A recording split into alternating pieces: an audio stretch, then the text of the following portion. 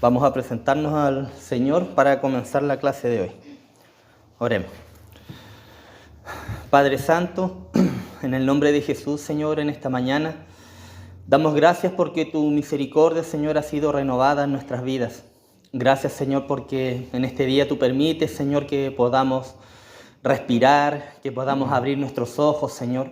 Tú provees, Señor, la salud, el alimento, Dios bendito. O a pesar, Señor, de las dolencias que podamos sentir en nuestros cuerpos, Señor, o las tal vez preocupaciones, Señor, tú nos mantienes aquí, Señor, y permites que podamos llegar a tu casa de oración, Señor, a alabar, a escuchar tu palabra, Señor, a bendecir tu santo nombre. Bendice esta pequeña clase de escuela dominical, Dios bendito, y así también el servicio que viene también un rato más, Señor. Bendice, Señor, a quien compartirá tu palabra, Señor, las alabanzas, la dirección del culto, Señor, que todo sea de acuerdo, Señor, a tu soberana voluntad. Gracias, Dios bendito, por este día. Te alabamos, Señor, te honramos y te reconocemos como Señor y amo de nuestras vidas. En el nombre de Jesús, amén. Amén.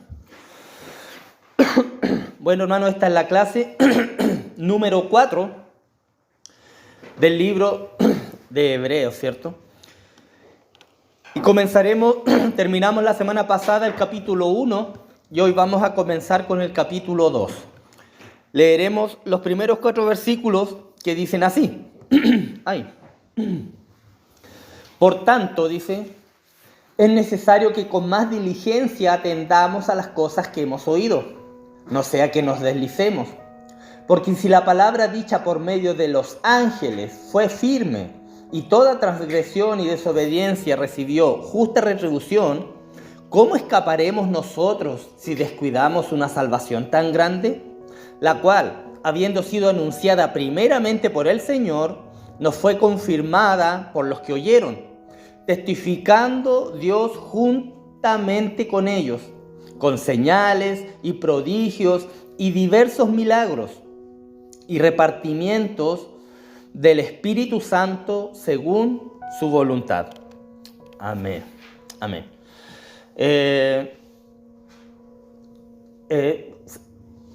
Sin dudas, amado hermano,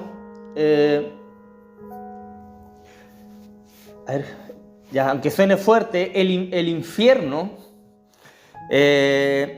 está lleno de personas, o estar lleno de personas a lo mejor que nunca se opusieron a la obra de Jesucristo.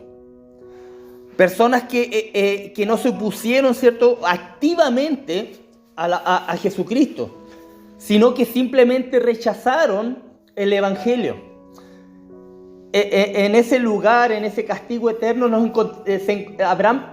se encontrarán, ¿cierto? Habrán personas así, que no rechazaban o no se oponían al Evangelio de Jesucristo, pero rechazaban el compromiso, lo que manda Dios en su palabra, ¿cierto? Que es, bautizarse, por dar un ejemplo.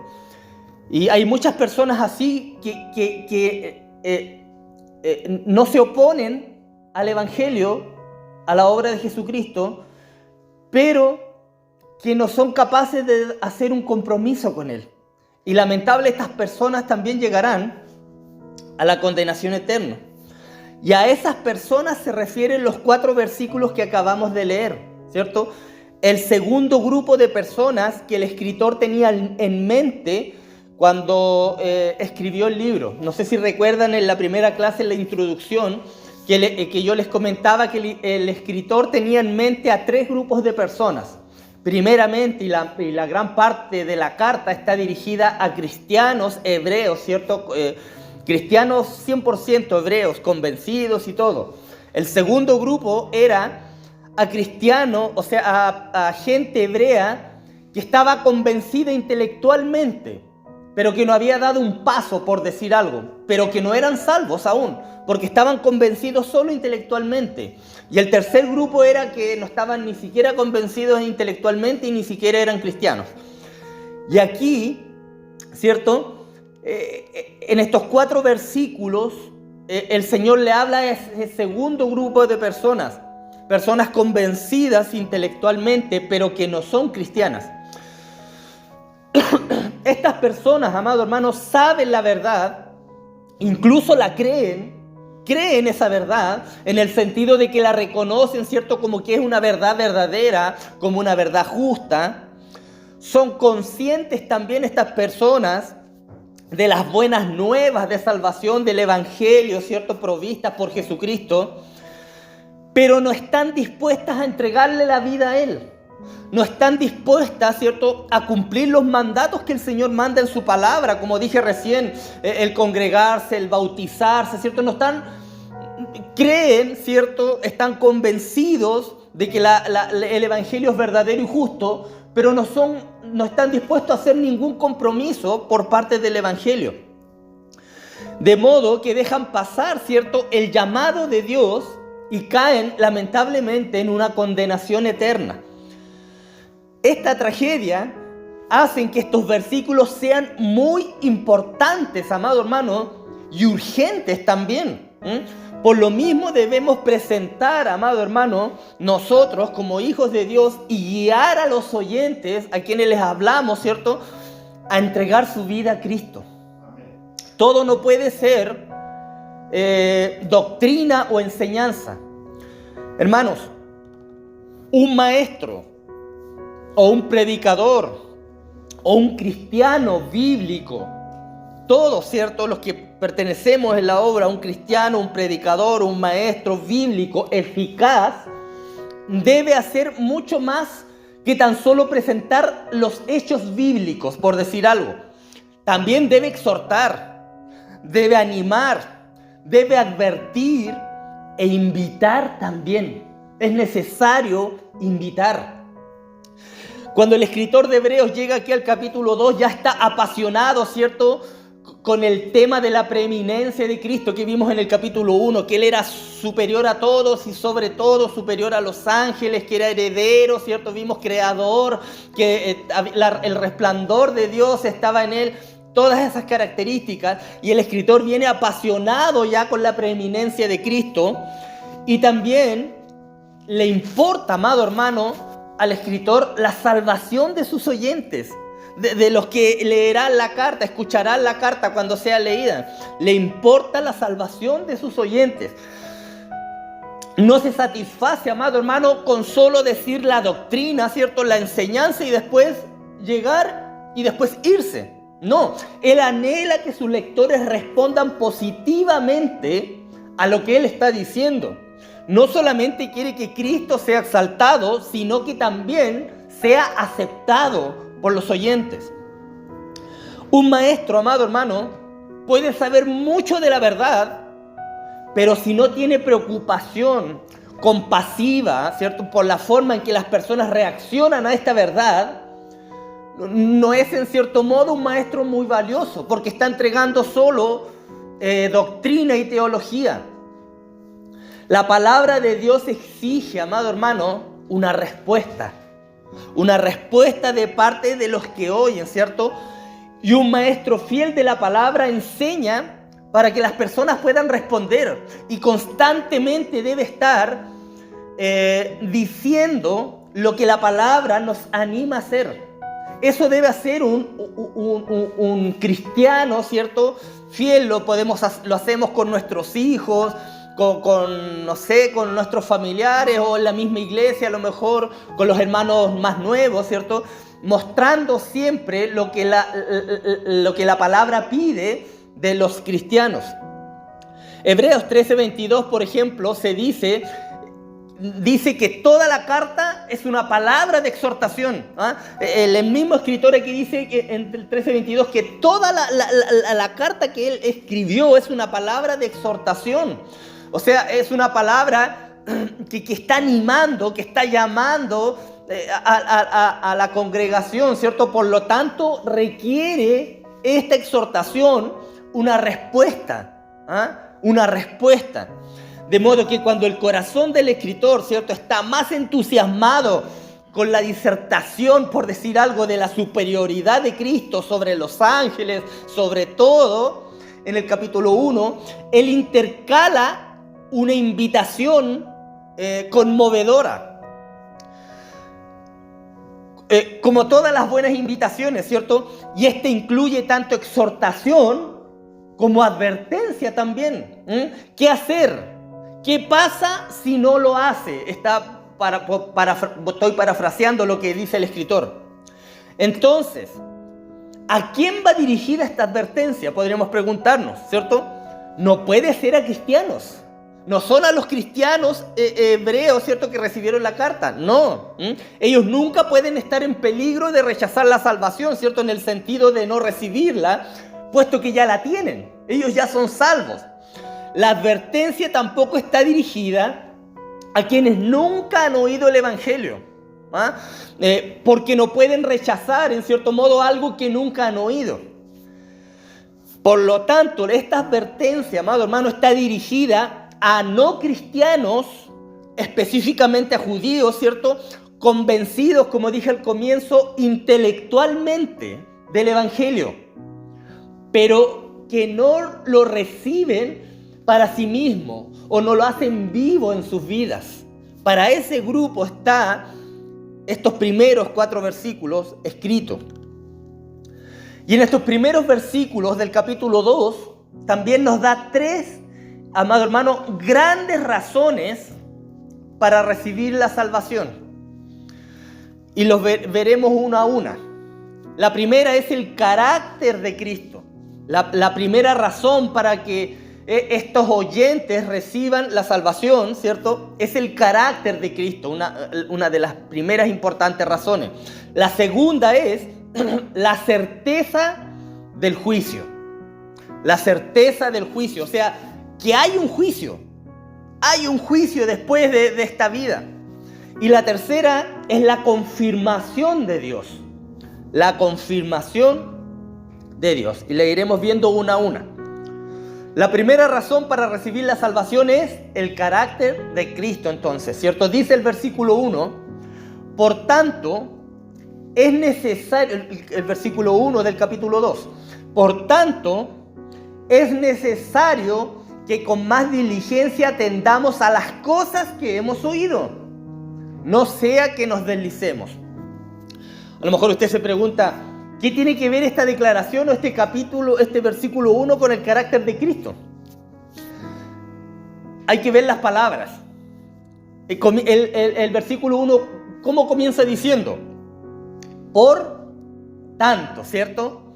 Por tanto. Es equivalente a lo mejor en consecuencia, por decir algo, igual se puede usar, ¿cierto? Entonces, la primera razón a la que debemos poner atención está en el capítulo 1. O sea, es como que él hubiera dicho, de acuerdo a todo lo que acabamos de decir, por tanto, ¿cierto? Y en el capítulo 1 se nos muestra, ¿cierto?, el carácter de Cristo, lo que es Cristo, la preeminencia de Cristo, ¿cierto? Entonces, nos anima a poner esa atención en lo visto en el capítulo 1, está diciendo el escritor, ¿cierto?, que están hablando de Jesucristo. A él, está diciendo él, ¿cierto?, se le llamó hijo, se le llamó heredero, se le llamó creador. Él es el resplandor de la gloria de Dios, la representación exacta de la naturaleza divina, dijo el escritor en el capítulo 1, quien sustenta el universo, el purificador del pecado. También dijo allí, el que se sienta también a la diestra del Padre, ¿cierto? Y ahí vimos lo que significaba también eso, ¿cierto? Los ángeles le adoran y le sirven. Tiene unción sobre todas las cosas y las demás cosas, ¿cierto? Es el Señor de la creación, el Dios eterno e inmutable, ¿cierto? Cristo es estas cosas, está diciendo el escritor cuando empieza diciendo, por tanto, ¿cierto? Es necesario que con más diligencia atendamos las cosas que hemos oído. Allí está él expresando el carácter de Cristo. Cristo, ¿cierto?, es todas estas cosas, amado hermano, y mucho más que todas estas cosas. A él no se le puede encajonar en una sola cantidad de características. Él es mucho más que todas las características que nosotros podamos sacar o existan, ¿cierto?, en nuestra mente. Cristo es todas estas cosas. Y uno se pregunta, ¿quién podría rechazarlo? ¿Ah? ¿Qué clase de persona podría rechazar a este Cristo? El Cristo que vino al mundo, ¿cierto? Como Dios encarnado, amado hermano, murió en la cruz para el perdón de nuestros pecados. Pagó Él, ¿cierto?, nuestra pena con precio de sangre. Nos mostró el amor divino y se ofreció también, ¿cierto?, a presentarnos ante Dios y darnos su bendición y alegría más allá de toda imaginación. ¿Quién podría rechazarlo? Pero hay personas que lo rechazan.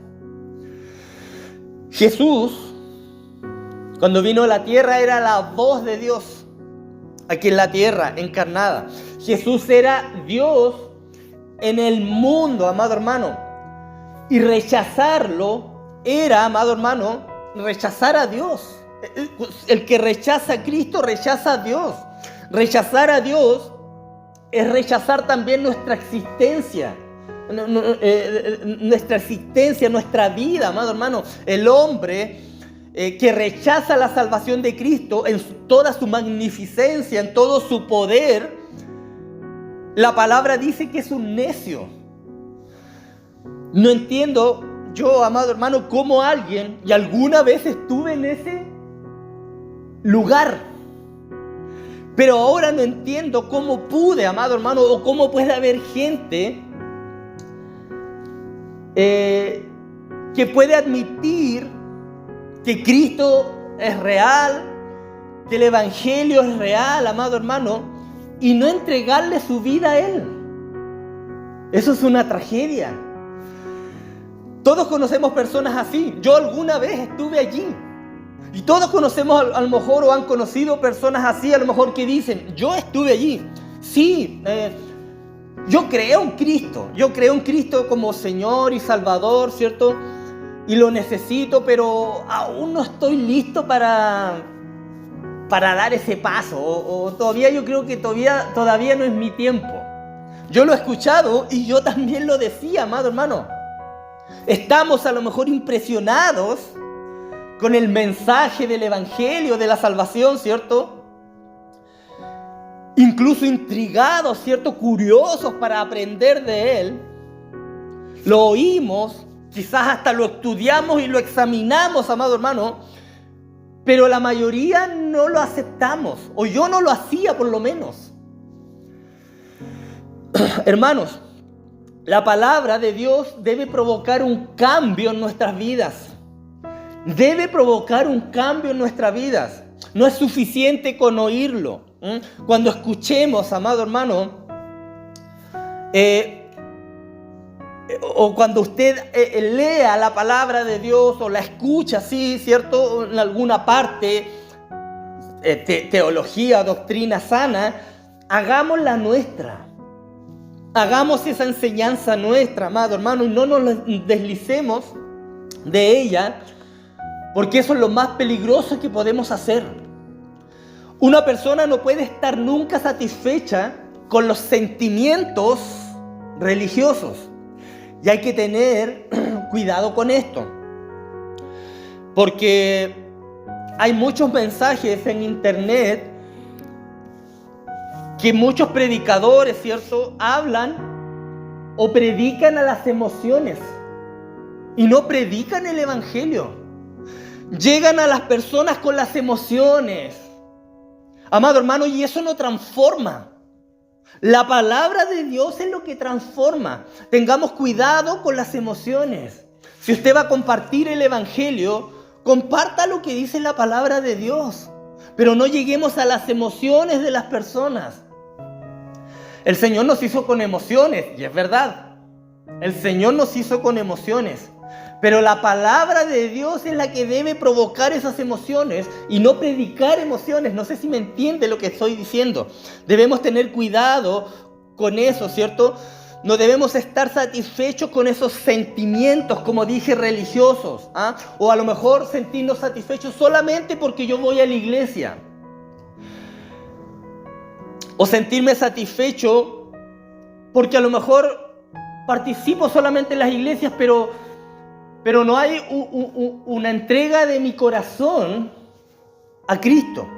Y aunque suene duro, una persona, ¿cierto? Como este grupo, es duro, amado hermano, pero muchos, pienso que los de este grupo se deslizaron, ¿cierto? Tuvieron esa capacidad teológica, por decir algo, un convencimiento mental, pero no hubo un encuentro con Cristo y lamentablemente se deslizaron a la condenación eterna por no hacer un compromiso con Jesucristo, por no decir: Señor, aquí estoy, haz lo que quieras conmigo.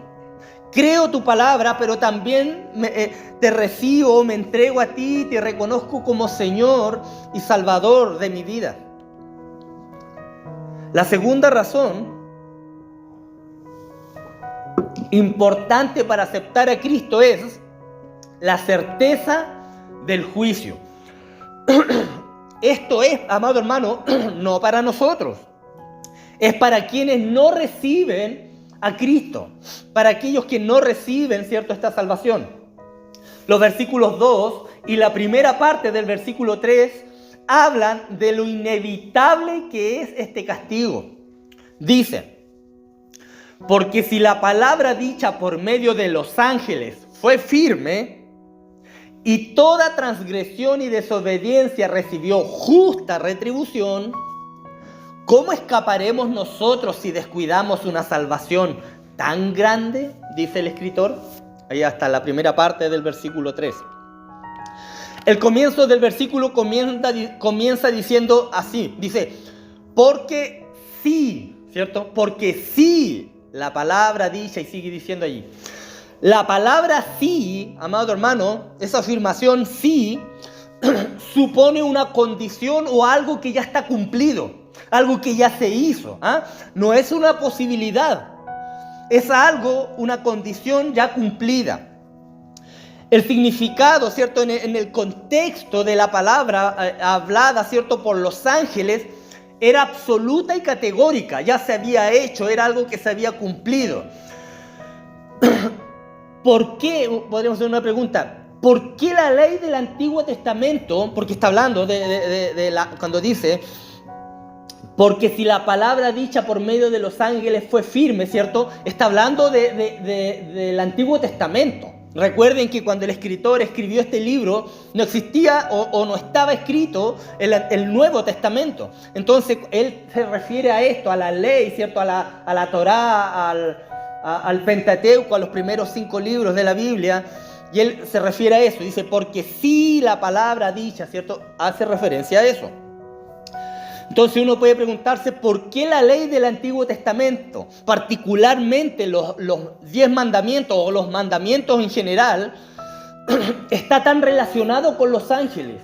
¿Por qué dice aquí el escritor que fue dado por los ángeles? ¿Por qué enfatiza el escritor que los ángeles mediaron en cierto modo el antiguo pacto? Lo hace porque los ángeles, amado hermano, jugaron un papel decisivo en la llegada de los 10 mandamientos, como queda claro en varios pasajes. Yo tomé uno solo. Por ejemplo, el Salmo 68:17 da una idea. Dice: los carros de Dios se cuentan por veintenas de millares. El Señor viene del Sinaí, ¿cierto?, del monte Sinaí, donde fue entregada las tablas de la ley, a su santuario. El Sinaí, ¿cierto?, es el monte donde, como dije recién, el monte donde Moisés recibió la ley, las tablas de la ley. Y el Señor estaba acompañado por huestes de ángeles, amado hermano. Eso quiere decir millones y millones de ángeles. El mismo Moisés también dijo, cuando escribió el libro de Deuteronomio, que él vino, puso ahí en el capítulo 33, vino el Señor desde el Sinaí, vino sobre su pueblo como aurora desde Seir, resplandeció desde el monte Param y llegó desde Meribá Cades con rayos de luz a su diestra. Lo que indica, amado hermano, se cree que los ángeles estuvieron implicados, ¿cierto?, cuando llegó la ley al pueblo judío, al pueblo israelita. También en el libro de los Hechos, en el Nuevo Testamento, en el capítulo 7:38, menciona específicamente que al menos un ángel estaba con Moisés en el Sinaí. Dice, este es aquel Moisés que estuvo en la congregación del desierto con el ángel que le hablaba en el monte Sinaí y con nuestros padres. Y unos versículos más adelante, ahí en el mismo Hechos capítulo 7, en el versículo 53, dice, vosotros que recibisteis la ley por disposición de ángeles y no la guardasteis. Entonces, el Antiguo y Nuevo Testamento, amado hermano, nos dicen que los ángeles estuvieron en el Sinaí, en el monte, ¿cierto? Y fueron decisivos en traer la ley. Si usted rompía la ley lo rompía y condenaba a usted. No había salida, hermanos. No había salida, ¿cierto? Nadie cumplía la ley y eso lo he compartido muchas veces. Nadie podía cumplir la ley a la perfección. Nunca existió nadie, excepto nuestro Señor Jesucristo. Pero nadie, aparte de Él, podía cumplir la ley. Estábamos, como quien dice, fritos. Se lapidaba, ¿cierto?, a una persona si adoraba a dioses falsos o blasfemaba el nombre de Dios. La ley era inviolable, pero aún de eso nadie la cumplía. El castigo por violarla era seguro, pero no había nadie que la cumpliera a la perfección. Como dice nuestro texto aquí en Hebreos, dice, toda transgresión y desobediencia recibió justa retribución. La ley castigaba todo pecado y ese castigo era justo. Por eso que el texto dice, porque si la palabra dicha por medio de los ángeles fue firme. A eso se refiere el escritor cuando habla de esto, de que estaban presentes los ángeles, amado hermano, cuando la ley fue recibida, o la recibió Moisés, ¿cierto?, en el monte Sinaí. Nosotros conocemos la verdad, mis hermanos. Conocemos la verdad, ¿cierto? Conocemos, a lo mejor no a la perfección, la ley, los mandamientos de Dios. Conocemos la verdadera luz. Hemos conocido la luz de Cristo, el Salvador. Cuanta más luz en nuestra vida, amado hermano, cuanta más verdad hay en nuestra vida, más responsabilidad hay. Y esta verdad se presenta de la forma más clara posible, ¿cierto? En el libro que ahora estamos estudiando aquí, el escritor presenta esta verdad de la forma más clara posible. En el capítulo 10, más adelante, que veremos después de este mismo libro, en los versículos 28 y 29, dice, el que viola la ley de Moisés, por el testimonio de 2 o 3 testigos, muere irremisiblemente. ¿Cuánto mayor castigo pensáis que merecerá el que pisoteare al Hijo de Dios y que tuviere por inmunda la sangre del pacto en la cual fue santificado e hiciere afrenta al Espíritu de gracia? Hermano, la puerta, por favor. Hermano, la persona que conoce, amado hermano, que entiende y cree el Evangelio, lo vuelvo a repetir, la persona que conoce, entiende y cree el Evangelio, pero se desliza, ¿cierto?, y se aparta de esta para siempre, sin temor de Dios, amado hermano, y cae deliberadamente en pecado, experimenta un castigo también de parte de Dios. Pero nosotros como cristianos debemos orar, amado hermano, por aquellos que alguna vez estuvieron en el cuerpo y hoy están apartados de esa luz. Es nuestra labor como hijos de Dios orar también por estos hermanos que alguna vez estuvieron en el cuerpo y hoy están apartados de esa luz, que un día también iluminaron sus corazones. El que se desliza, el que se aparta, ¿cierto?, o da la espalda al Evangelio, como dije recién, experimentará un castigo severo también. Y debemos tratar de evitar esto, amado hermano, nosotros como hijos de Dios, como cuerpo. Entonces, De modo que este segundo punto que estamos viendo, la certeza del castigo, debe ser una motivación poderosa, amado hermano, para aceptar a Cristo en nuestras vidas. Una motivación poderosa para rendirnos a Él y entregarnos a Él. La tercera razón importante para aceptar a Cristo es, lo dijimos, ¿cierto?, la confirmación de Dios. La confirmación de Dios. Y esta es interesante, amado hermano. Dice la segunda parte del versículo 3, ¿cierto?, del capítulo 2, y el versículo 4 también completo lo siguiente. La cual, habiendo sido anunciada primeramente por el Señor, nos fue confirmada por los que oyeron, testificando Dios juntamente con ellos, con señales y prodigios y diversos milagros y repartimientos del Espíritu Santo según su voluntad. Dice esos versículos.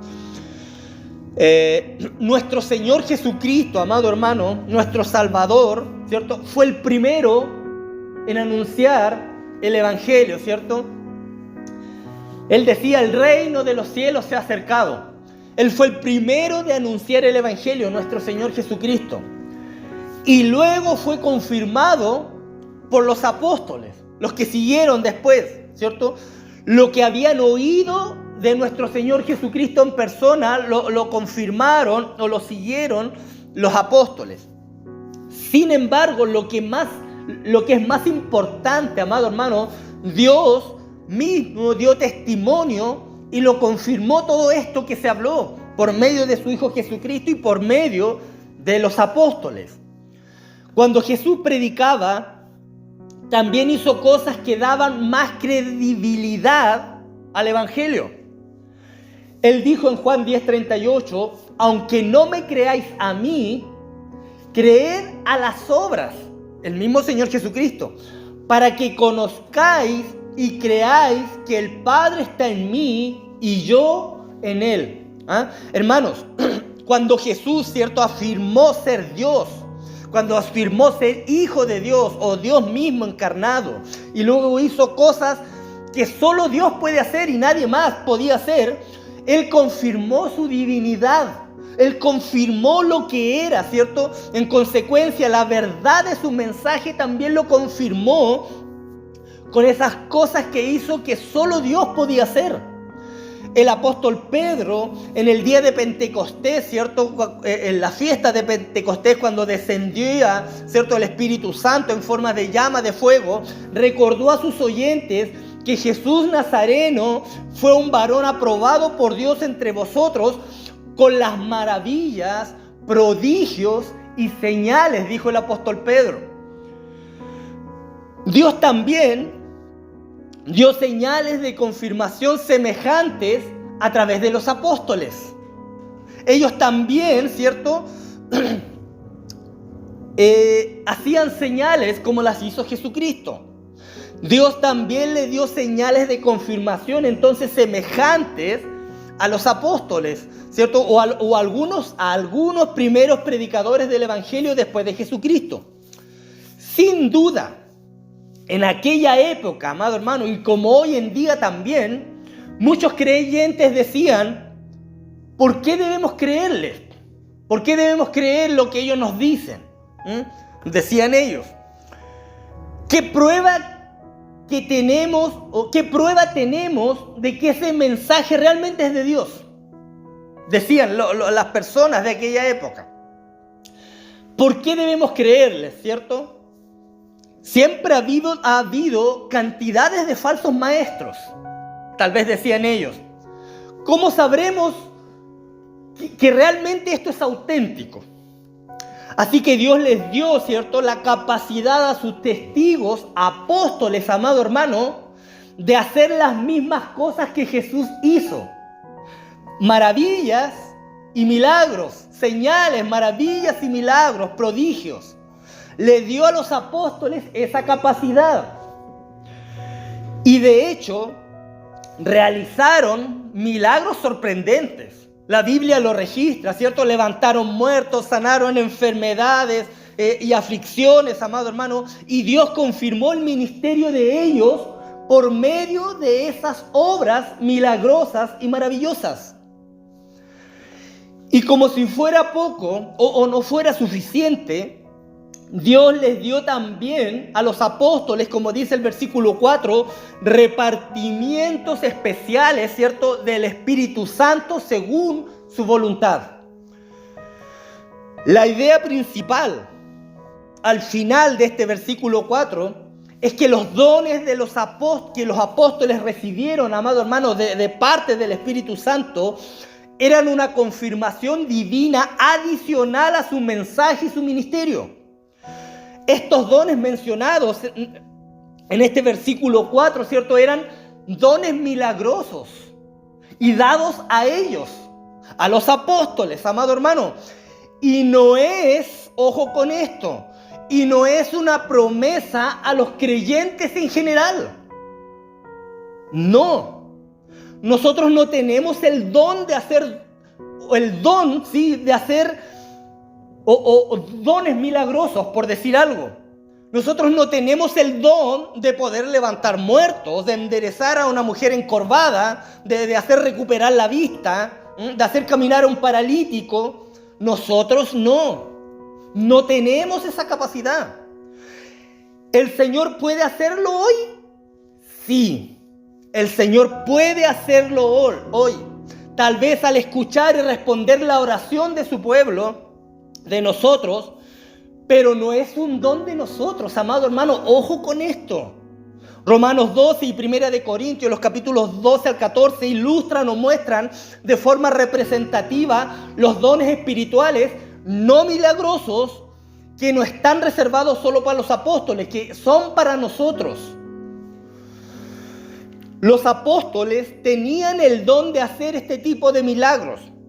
En Hechos 14:3 leemos que Pablo y Bernabé, ¿cierto?, se detuvieron en Iconio mucho tiempo hablando con denuedo, confiados en el Señor, el cual daba testimonio a la palabra de su gracia, concediendo que se hiciesen por las manos de ellos señales y prodigios. Así confirmaba el Señor lo que estas personas hablaban con denuedo. Lo confirmaba con señales, prodigios y milagros. Como apóstol, tenían el don de hacer milagros, o el don milagroso, ¿cierto? En otra carta también dice, en 2 de Corintios 12:12, con todo, las señales de apóstol han sido hechas entre vosotros en toda paciencia, por señales, prodigios y milagros nuevamente. Por tanto, amado hermano, estas obras especiales pertenecieron exclusivamente a la era apostólica. No estaban para durar definitivamente. No son, amado hermano, para hoy. Los milagros existen.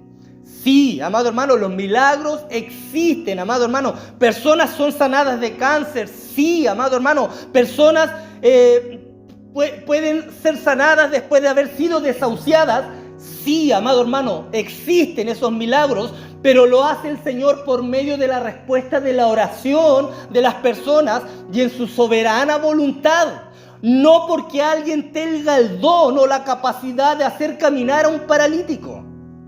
Es solo por la voluntad de Dios. Estos dones milagrosos no son necesarios hoy. ¿Por qué? Porque no existe la necesidad de confirmar el Evangelio. Cuando se completó la palabra de Dios escrita, ¿cierto?, en nuestra Biblia, cesaron las otras confirmaciones o dones o capacidades, ¿cierto? Pero no cesaron los milagros. Ojo con eso, hermano. Estos siguen y seguirán hasta el último día, amado hermano, sino que el don cesó, que era exclusivo de la era apostólica. Si alguien viene hoy, amado hermano, a decirle, así dice el Señor, o esto me reveló el Señor para que le diga, ¿cómo sabemos que es genuino? ¿Cómo usted sabe que lo que le están diciendo es genuino, amado hermano? Usted debe verificarlo con lo que dicen las Escrituras, con lo que dice la revelación de Dios dada a nosotros. Con eso tiene que verificarlo. Entonces, estas son las tres grandes razones por las cuales no debe alguien rechazar el Evangelio de la salvación. Y estas son, las dijimos, el carácter de Cristo, la certeza del juicio, que hay un juicio, y la confirmación de Dios, amado hermano. Dios lo confirmó por medio, ¿cierto?, de sus apóstoles con dones milagrosos, y hoy está confirmado, ¿cierto?, por medio de la palabra escrita que tenemos a nuestra disposición, amado hermano. Ojo con lo que uno ve en internet, amado hermano. Hay muchos falsos maestros haciendo milagros sorprendentes, amado hermano. Si usted se pone a mirar, yo he visto casos, amado hermano, de que tenía una pierna corta y le crece la pierna, amado hermano, montones de cosas. Hombre que supuestamente toda la vida paralítico, y llega el apóstol no sé cuantito y lo levanta y camina y sale por nada corriendo del salón. Ojo con lo que vemos, amado hermano, en internet. Como dice el dicho, no todo lo que brilla es oro. Por eso que todo, amado hermano, todo debemos verificarlo con lo que nos dicen las Escrituras. Todo debemos verificarlo y confirmarlo con lo que dicen las Escrituras. Por eso que constantemente le animo a que estudie la palabra, a que la lea, porque yo no puedo confirmar algo, amado hermano. Yo no puedo verificar algo o darme cuenta si algo no está fuera de la palabra si no tengo comunión con la palabra. Es importante que tengamos comunión con la palabra, ver los contextos, por qué se escribió, como les compartí en el taller de predicación, por qué se escribió, cuál era la intención del autor. Es muy importante eso, amado hermano. Dios ha avalado este evangelio con señales, maravillas y milagros y dones especiales, ¿cierto?, por medio de los apóstoles, como dijimos. Pero ahora, amado hermano, en este tiempo, Él lo avala con el milagro y la autoridad de la palabra escrita, inspirada, auténtica, inerrante, amado hermano, y santa. Que no se diga que nosotros rechazamos a Cristo, ¿cierto? Rechazar la salvación de Cristo puede costarnos, amado hermano, la bendición eterna que Cristo ofrece para cada uno de nosotros.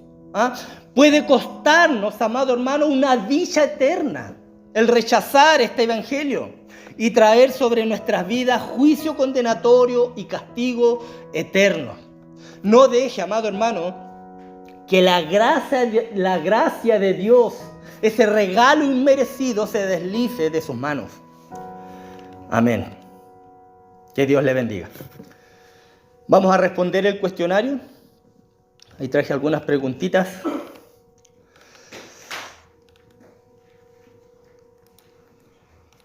La pregunta número 1 decía: ¿a qué personas tenía el escritor en mente cuando escribió los primeros 4 versículos? ¿A qué personas tenía en mente?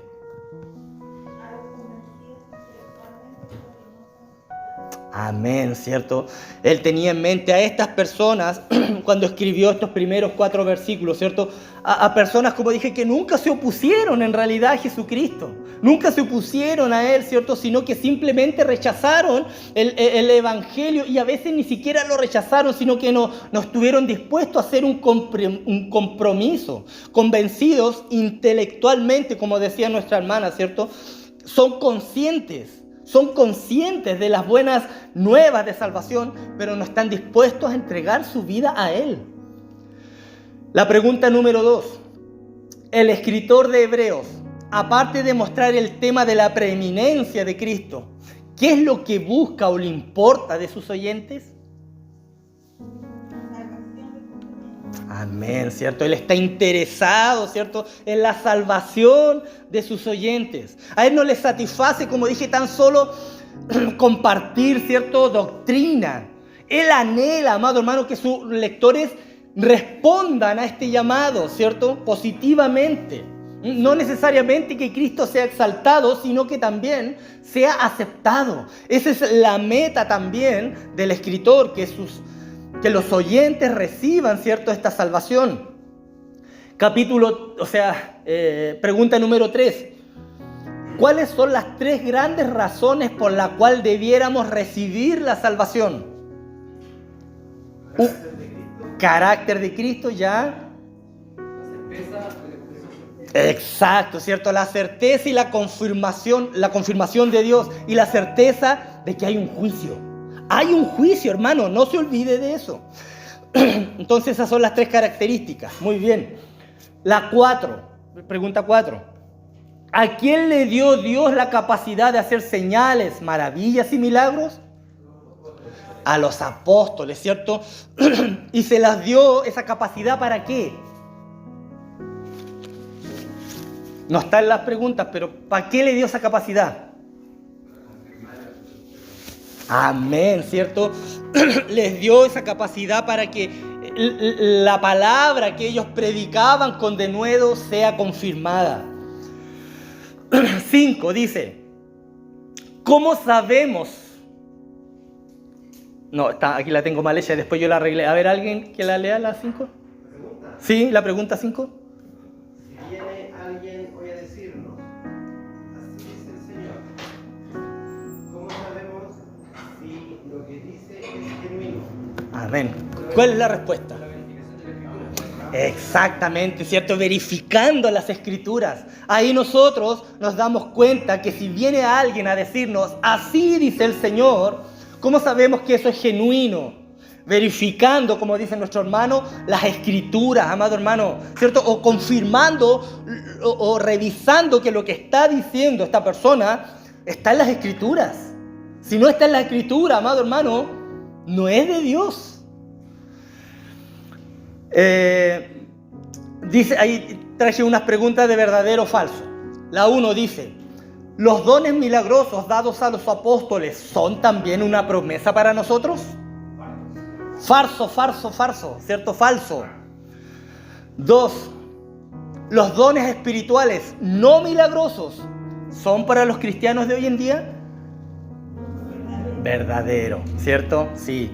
Hay muchos dones, ¿cierto?, que el Espíritu Santo da a la iglesia. 3, como ya no están los dones especiales de los apóstoles, ¿los milagros ya no existen? Falso, ¿cierto? Siguen existiendo los milagros, aunque ya no existe el don de milagros, ¿cierto?, como lo que tenían los apóstoles. 4, ¿tengo la capacidad como hijo de Dios de sanar a un paralítico? Falso, no, ¿cierto? El Señor es el que sana, amado hermano, en respuesta a nuestras oraciones. El Señor responde a nuestras oraciones.